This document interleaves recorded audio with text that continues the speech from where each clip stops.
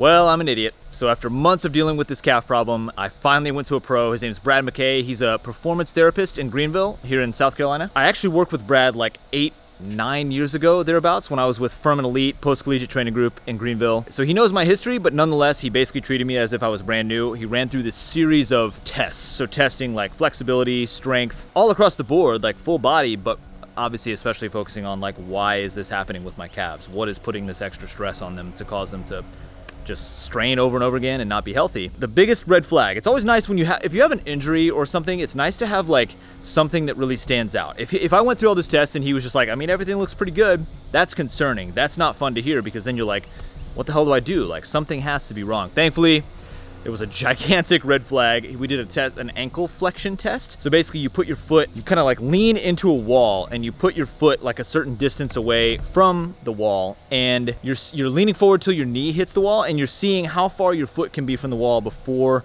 your heel comes up off the ground. So once that heel comes up off the ground, that means like that's the limit of that ankle flexion, and that's as far, like that means that if you're way too close to the wall, your ankle flexion is limiting how much of like your more midfoot can take like the brunt of the load. So the problem is I tested pretty poorly, let's just say that. So ideally, like the minimum amount of distance from the wall your foot should be before your heel comes up off the ground is 4 inches. Ideal is 6 inches.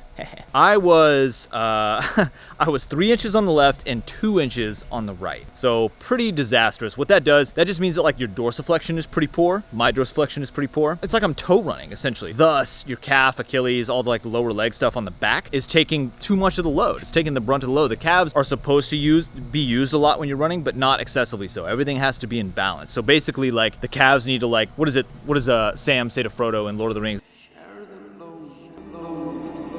They need to share the load. Like that's what needs to happen. That's what needs to happen with my calves. They're taking too much of the load, doing too much work. So we've already improved that in the last few weeks. We've already improved. I'm up to like 3 3/4 inches on both feet, and it's already made like such a massive difference. Running already feels infinitely better. I was able to run a little bit in Flagstaff last week. I'm frustrated with myself for having taken this long to go see a pro, but it's nice to have an answer. It's nice to have like a path forward.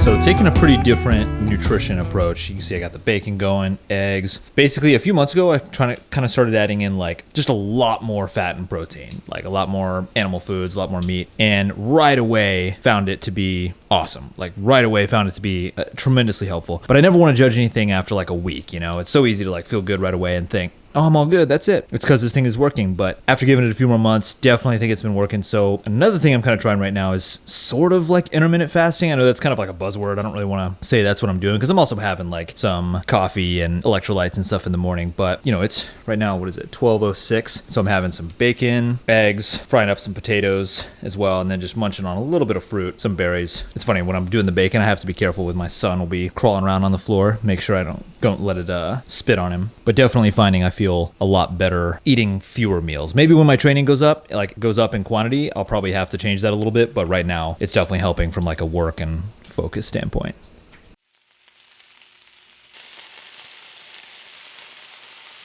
So really the only downside of eating like 2 big meals a day, especially when they're like really high fat and protein meals, is that, I mean, yeah, you feel like maybe a tiny bit slow for me, like half an hour after the meal. Not substantially. I'm not sitting here like belching or anything like that. Like I don't feel any indigestion, which for me is huge. I've had so many problems with like reflux and indigestion in my life. So I feel good. It just feels a little bit, tiny bit slow whenever you eat like a big meal like that. So what I'm doing is I'm just taking half an hour, just kind of hanging out in the sun, getting some good sunshine. I'm definitely spending too much time on like health Twitter, because I'm also doing it without my contacts in, and I have terrible vision. Like right now, my wife could be like running out of the front door with my son is on fire and she's like holding him, and I'd just be like, oh, I just see a shape. I just be like, oh, hello. Until she got close, I'd be like, oh shit. So all sorts of random benefits. I don't even want to like pretend to be an expert on it, but something I'm kind of just trying out. So just like 30 minutes, just kind of walking around, listening to a podcast, relaxing, like letting myself digest. And then I find that I feel great after those 30 minutes. I don't feel like I'm still digesting at all, even though I'm sure I am. But it seems to be helping. So I just got back from our Runners Connect retreat in Flagstaff, Arizona. Basically, running retreat. People come and we do like group runs, we do coaching sessions, we do lectures and talks from like local experts. We had a nutritionist, we had a strength training expert who specializes in distance runners, and in general, just give everybody a tremendous experience, meet other runners, and become better runners themselves. It was a lot of fun. I always enjoy these retreats. Something that I've realized about myself is as much as I love like online business and as powerful as I think it is, there's just nothing quite like meeting up with people in person. You know, when I briefly took over the reins at Runners Connect back in, it was January 2020 was kind of when that started. It was funny because I made this my big like initiative, you know, I wanted to have like a CEO initiative or something like that, was more in-person stuff, which was obviously is kind of funny because in March 2020, obviously in-person stuff just kind of like halted. So that didn't last very long, but I've really realized over the years that that's what I love. Like, I love being able to work from home, being able to work on a computer, and I love a lot of the aspects that brings, a lot of the power that has. I love it. But man, there's just nothing quite like connecting with people in person. You can just make such more powerful connections than you can through email or even Zoom or anything like that. But something I did differently at this camp that I've never done before is when I got up to share kind of like my running journey, I really spilled the story, and I mean both from the highs and also more importantly the lows. You know, sometimes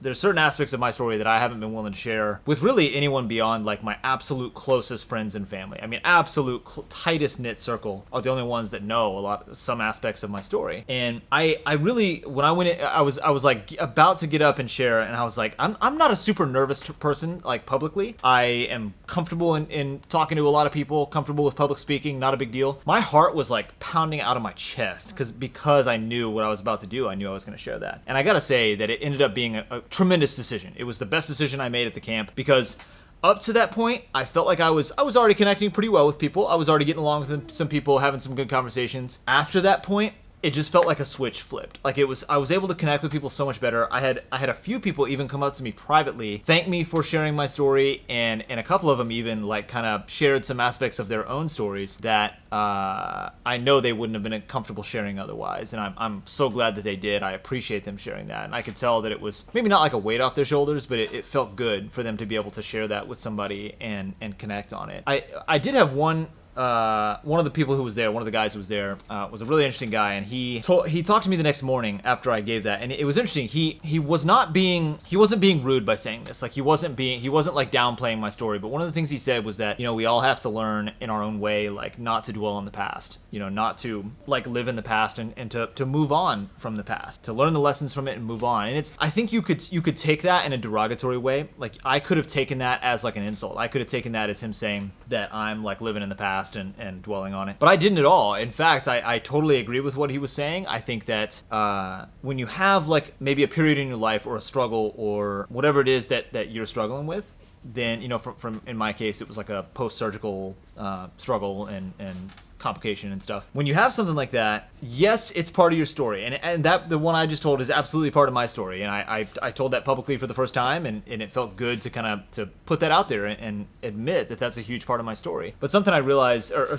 like, and after talking to that gentleman, was that yes, it can be part of your story, yes, it can be part of your journey, but yeah, you do kind of have to move on from it. Like you really do. If you, let's say you go through like a depression episode or a loss, like a major loss or something like that, and years later, you know, maybe things aren't quite going your way in your career or your personal life or whatever, and you just sit there and just blame that stuff, whatever happened before that episode or that loss or that in my case, if I blamed what I went through, then, you know, you're not really, that's not going to get you anywhere, you know? Like that's definitely something I've had to go through, because I think unless you truly, and I'm not trying to sit here and pretend like my struggle is like more massive than anyone else's. Like everybody has their own struggle.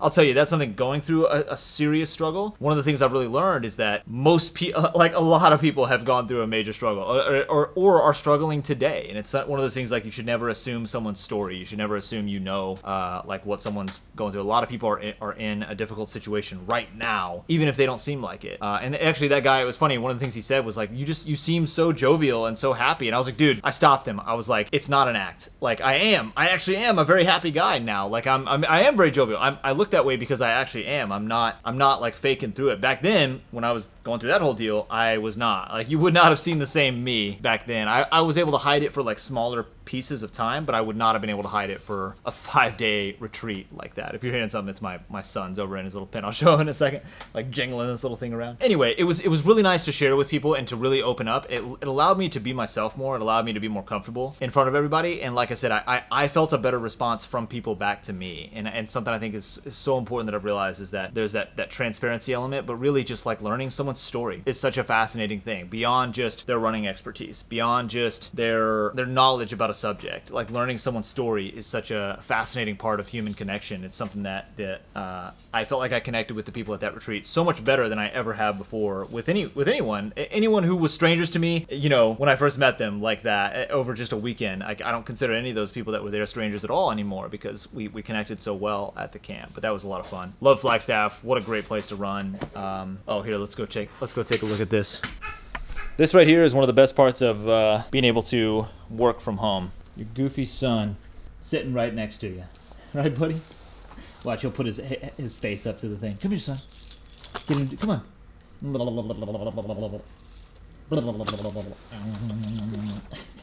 He doesn't want to do it for the camera. So this is the test my performance therapist ran to check that ankle flexion and ultimately put up that big red flag. So you go up to a wall. I don't have a good wall, so I'm just using this big block here. You put your foot whatever distance away from the wall, and then you lean into it. So I've got the ruler down there. We're gonna start at 3 inches, because I was at 2 inches on the right, 3 inches on the left. So this is where I was when we first started a few weeks ago. This is like as far as I could go. So you lean in like so, and the idea is that you don't want your heel to come off the ground. So I can lean in now pretty comfortably, and my heel is not coming off the ground. Like, I can do that again, show the up close, my heel's not coming off the ground. Let's go back to 4 inches and test that. And the left one's the one I was having the biggest problems with, so this is why I'm testing this one. If I lean in, I can like almost get there. Actually, I'm pretty much almost getting there. The heel might be like slowly starting to come off the ground. But then if I go to 5, and ideally we want to get up to 6, as I mentioned, I'm trying so hard to keep that heel on the ground, but it's just wanting to come up before I can actually get, yeah, so that heel's starting to lift before I can yeah, there it goes. So the heel's starting to lift. So the idea there is we want to get to, I'm already getting close to that 4 number, which is good. So we're getting there, we're getting close, but ideally we want to get up to 6, just going to improve that ankle flexion, improve the dorsiflexion of the foot, going to make a huge difference. Already making a huge difference, but going to make an even bigger difference.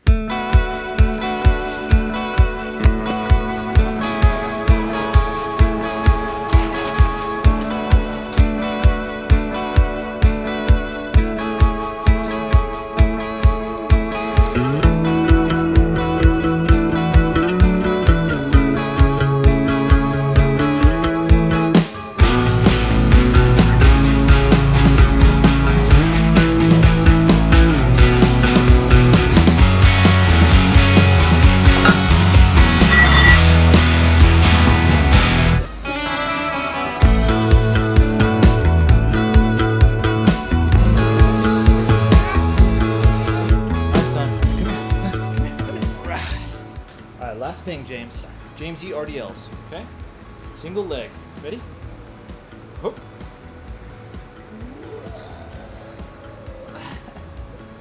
Hoop.